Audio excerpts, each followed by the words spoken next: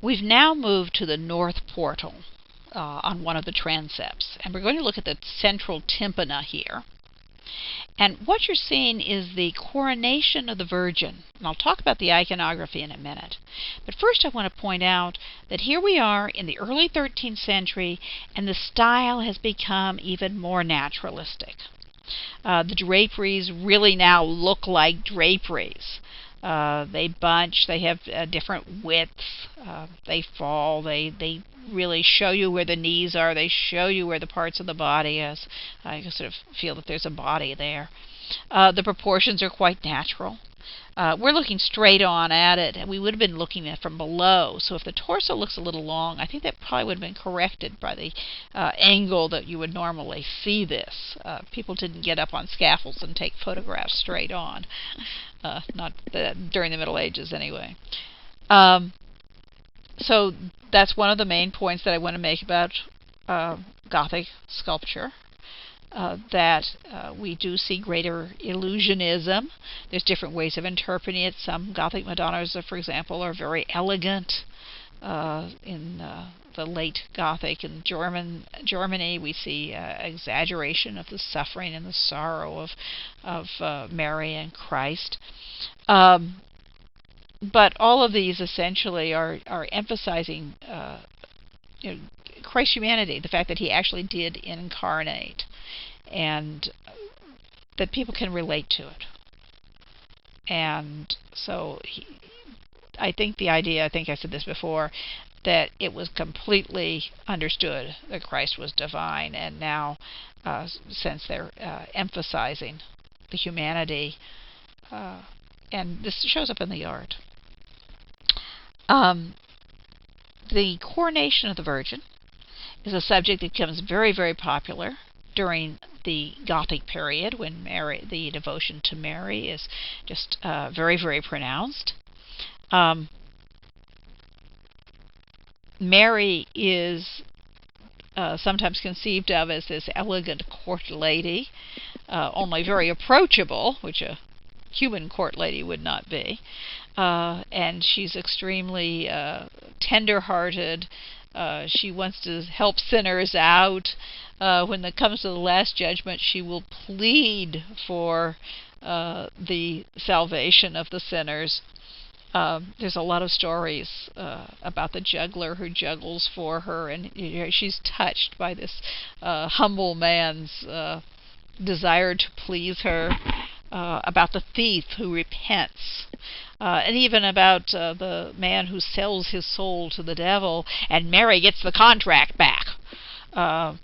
So, she's a good woman to have on your side. And she's got a special in with God, because according to Christian theology, she is the mother of God. So at the Last Judgment, she's always up there saying, "Please save another sinner for me." I like to kind of imagine her as, reminding Christ that she nursed him. She changed his nappies. Certainly he would save one more for her. And indeed, in some images of the Last Judgment, this is not a Last Judgment, but some images of the Last Judgment, you will see Mary bearing her breast, and what she's saying is, "I nursed you." Couldn't be clearer. But here we see her getting the reward of becoming the Queen of Heaven, and she's being crowned. Down below, we see her death. The dormition, which the word means sleep, but it's a euphemism for the death of the Virgin.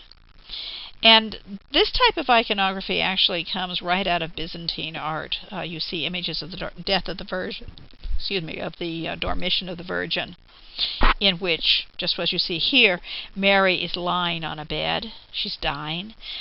Most of the apostles have arrived. They're sitting with her. They're very sorrowful. Thomas, unfortunately, didn't make it back in time, but that's another story. And you can also see one figure in the center, that has a nimmed halo, or a halo with a cross in the center. And although he's missing his head, as are a number of the other figures, the cross-shaped halo identifies him as Christ. And in Byzantine art, you basically would see him at the Dormition of the Virgin, standing and holding what almost looks like a little doll, which is the Virgin's soul, a little amorphous form that he's going to take to heaven. And I presume that the iconography, if all the pieces were there, would be pretty much the same thing. This, of course, Christ has already died. He's already gone to heaven. Now he's returning to heaven at the death of his mother to bring her directly to heaven, her soul. The next scene is kind of interesting because they call it the Assumption of the Virgin, and it's so different than the Renaissance images that I'm used to seeing, where Mary is being carried up with angels and very exciting. But here we have this horizontal format, and what we see is something happening before that. You have these figures that are leaning over and holding the winding cloth, and you might think, well, they're putting her in the tomb, which was what I thought at first glance. But then when I looked a little further, I realized that those arcs behind the figures would have been the remains of the wings, and all of these figures are angels. And what they are doing is they're taking her out of the sarcophagus, as it were, in order to bring her body to heaven. So she will be bodily assumed into heaven, and her both soul and body will be united in heaven. And then, as we see up above, we see the coronation of the Virgin. So this is glorifying the Virgin Mary in a sense, and emphasizing her importance. Now we're going to look at the North Portal Jam statues, or just some of them. What we're looking at is a group of statues that we can actually name. You may remember when we looked at the Jam statues on the west facade, we said, gee, are they used to think they were kings of France, but now we believe that they're Old Testament figures, including the kings and queens of the Old Testament. But we couldn't really say, this one is David, this one is Solomon, this is Esther. They were fairly generic. When we look at these early 13th century Jam statues, we can identify every one of them. And the reason is because they have what we call attributes, or some kind of object that relates to the figure and tells us who they are. Chalices, tablets of the law, the lamb, the crown on David. So let's look at all of those. The first one on the left is Melchizedek. And remember, Melchizedek was the priest-king of Salem who offered bread and wine to Abraham. And there he stands holding a chalice, the wine that refers both to his priest, the fact that he is a priest, and also to the wine that he offered to Abraham. And next we see actually a little narrative scene. We see Abraham and Isaac, but they're not just standing, they're actually involved in the story of Abraham and Isaac, the sacrifice of Isaac. And so here is Abraham just about to sacrifice his son, but he's turned his head sharply to look up, and you can see his son has followed his lead. He's also looking in that direction. And although we can't see it, presumably what he's doing is looking up to see, to receive the word from God that he should stop. He should not sacrifice his son. He has proved his faith in God. He has proved his obedience to God. Do not sacrifice your son. And so it's interesting to have a little narrative as well as it serves as his attribute as well.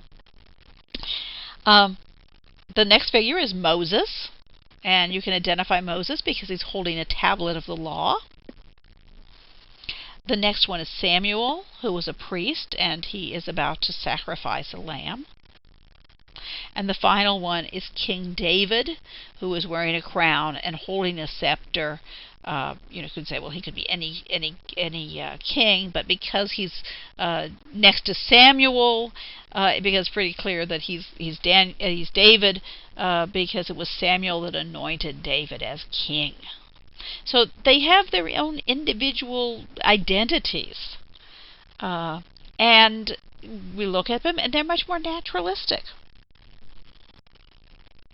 So here we're going to compare. We've got the Jambs statues from Chartres, and somewhere, probably, I put 1150 just as a generic date, but it probably might have even been in the 1140s, 1145, 1147, somewhere there. One reason I want to push it earlier is because it's thought that the sculptor who worked at Saint-Denis in the 1140s came directly to Chartres and worked on these jambs. At any rate, there they are, probably no later than 1150, and they are still somewhat cylindrical, columnar, as it were, related to the architecture of the building, the way Romanesque churches do, but they are starting to have more naturalism in their features, and even in a few places in the way the draperies fall.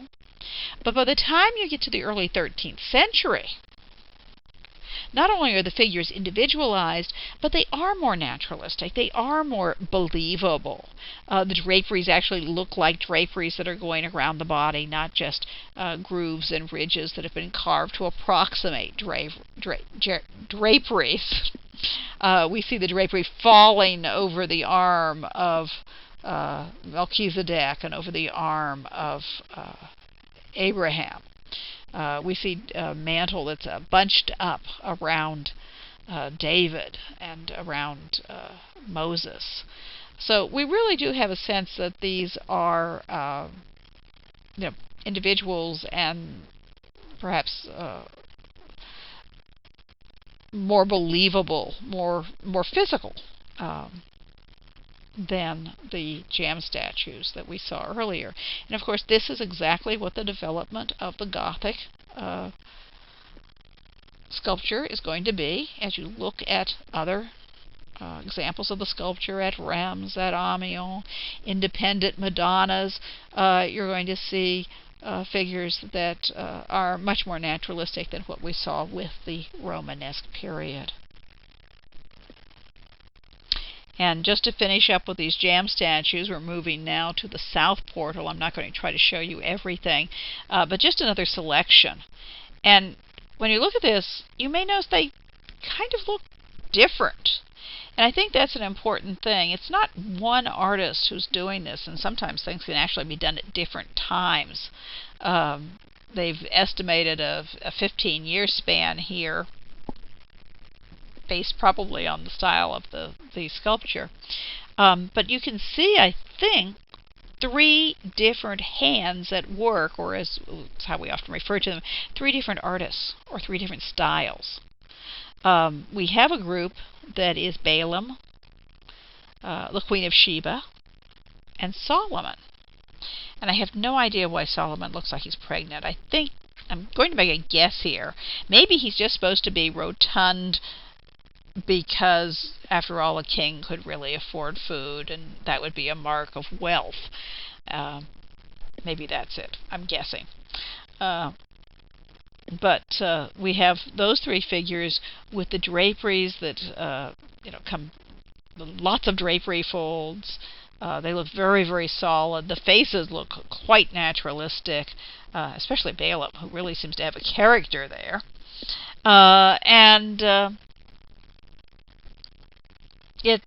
It's just really, even more realistic than what we saw just a few minutes ago. The Queen of Sheba actually seems to have a figure. It's got a waist. So does Balaam, for that matter. Solomon has the opposite, I guess. He's got a belly. Then if you look at the other side, St. Theodore is the figure that often attracts a lot of attention. He's sometimes conceived of as a kind of Christian knight, and thought to be very individualistic. The other figures, who are all ecclesiastical saints, and I think the names are in your textbook, but they look like they could be a little earlier, don't they? They still look a little more columnar, or maybe they're just by a more conservative artist. Because you would have, masters and apprentices and journeymen. The apprentices wouldn't be carving these, but you could have people of different ages in the workshop. Not everybody becomes a master. Some people, just like not everybody starts their own business today, some people continue to work for other businesses for their whole career. So you might have, say, an older journeyman working under the auspices of the workshops that are working in the creating the sculpture. But it is kind of interesting. You can see different levels of naturalism and different styles, presumably by different artists.